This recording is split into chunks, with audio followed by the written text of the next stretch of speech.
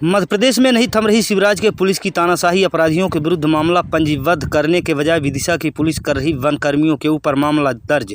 माफियाओं और वन कर्मियों के बीच मुठभेड़, हवाई फायरिंग में एक की मौत। पुलिस उल्टा वन कर्मियों के ऊपर FIR किया पंजीबद्ध। आक्रोशित वनकर्मी DFO सहित राज्यपाल के नाम अपर कलेक्टर के हाथों सौंपा गया। वन मंडल विदिशा के वन परिक्षेत्र लटेरी में दिनांक 9/8/2022 को हुए वनकर्मियों के संघर्ष में आपराधिक प्रकरण बिना मजिस्ट्रेटियल जांच के वनकर्मियों को जेल से रिहा कराने एवं लकड़ी तस्करों से वनकर्मियों को भयमुक्त कराने के लिए विगत दिवस मध्य प्रदेश वनकर्मी संघ के जिला अध्यक्ष पंकज मिश्रा डिवीजन कार्यालय से आक्रोशित रैली भारी संख्या में वनकर्मियों के साथ नारेबाजी करते हुए कलेक्ट्रेट कार्यालय पहुंचे, जहां अपर कलेक्टर के हाथों ज्ञापन सौंपा है। बता दें कि मीडिया को जानकारी देते हुए अध्यक्ष पंकज मिश्रा बताए हैं कि आए दिन वनकर्मियों के साथ कई प्रकार के ऐसी घटनाएं होती रहती हैं। सीधी में भी घटनाएं हुई हैं और विदिशा में जो मामला हुआ है वह बहुत ही गंभीर है।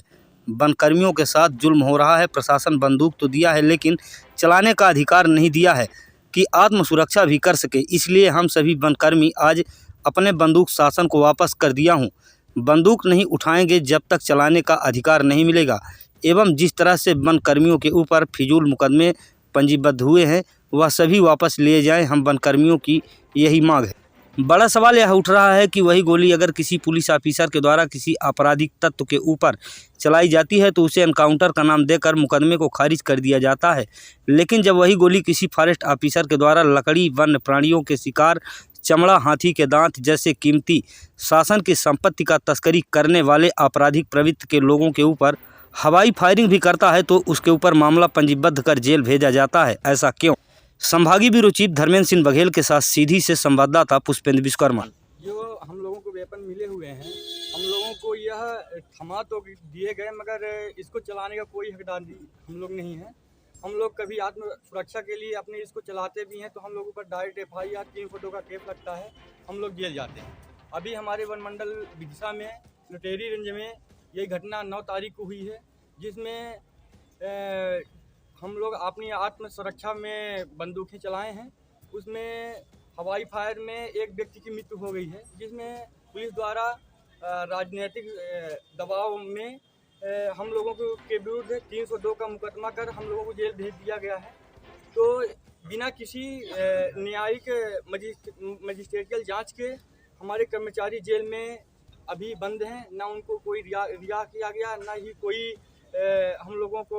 सरकार ये नहीं मान रही है कि आप लोगों ने आत्मरक्षा में बंदूक चलाई? नहीं, हम लोग देखिए आए दिन जंगल कट रहे हैं, कहीं भू माफिया द्वारा अतिक्रमण किए जा रहे हैं, वन्य प्राणी का शिकार हो रहा है, जंगलों की आधाधुंध कटाई हो रही है, जिसमें हम लोग कुछ करने के लिए सोचते हैं, कहीं ना कहीं हम लोगों को पैर में बेड़ियाँ डाल दी जाती हैं एवं हम लोग स्वतंत्र से इस जंगल की सुरक्षा नहीं कर पा रहे हैं। आप लोगों ने शस्त्र तो जमा कर दिए हैं, लेकिन यदि वापसी होती है तो किन शर्तों पर आप वापसी हम लोग शस्त्र अब तभी धारण करेंगे जब तक हम लोगों को शस्त्र चलाने का पूर्ण रूप से आदेश जारी नहीं हो सकता।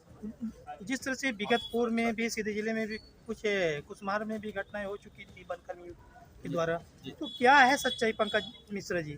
इसमें आजकल इतना अतिक्रमण जो फाफन की मंशा जो वन अधिकार पट्टे बांटे जा रहे हैं, उसमें इतना ज़्यादा लोग जो जंगल के से लगे हुए एरिया हैं उनमें वो उन ज़मीन की सफाई कर उसको जोतने बोने का काम कर रहे हैं, जिसमें हमारा वन रक्षा के साथी जब अपनी बीट में जाता है तो वह काफ़ी संघर्ष के बाद हम लोग अतिक्रमण को छतपुर हम लोग हटाते हैं वहाँ से। फिर भी हम लोगों को दोनों तरफ से हम लोगों को पनिशमेंट मिलती है।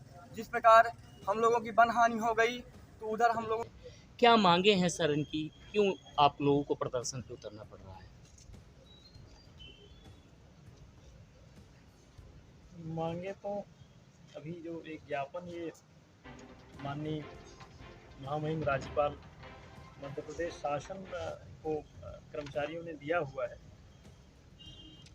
और इसमें एक घटना जो संज्ञान में आई है वन मंडल विदिशा की, उसके संबंध में जो है कर्मचारी जो FIR है उसके बारे में जो है इन्होंने जो न्यायिक जांच की प्रक्रिया है, धारा CRPC की धारा 197 की जो बात है, इसमें मूल विषय जो है कर्मचारी ये कह रहे हैं, ये ज्ञापन वो माननीय महामहिम राज्यपाल महोदय को देना चाहते हैं।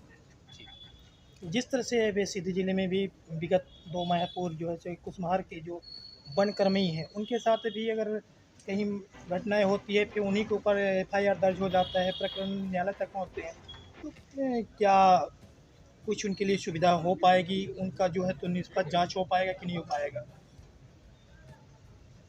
सीधी की घटना में तो इसमें जो घटना हुई थी वो आप ठीक बता रहे हैं। यहाँ भी एक इस प्रकार की घटना हुई थी कुशवाहा ब्रीड में, तो उसमें इसकी जांच, यहाँ भी इसकी जांच की गई थी। वन मंडल स्तर से हमने एक कमेटी गठित की थी घटना की जांच करके, और उसका प्रतिवेदन भेजा था।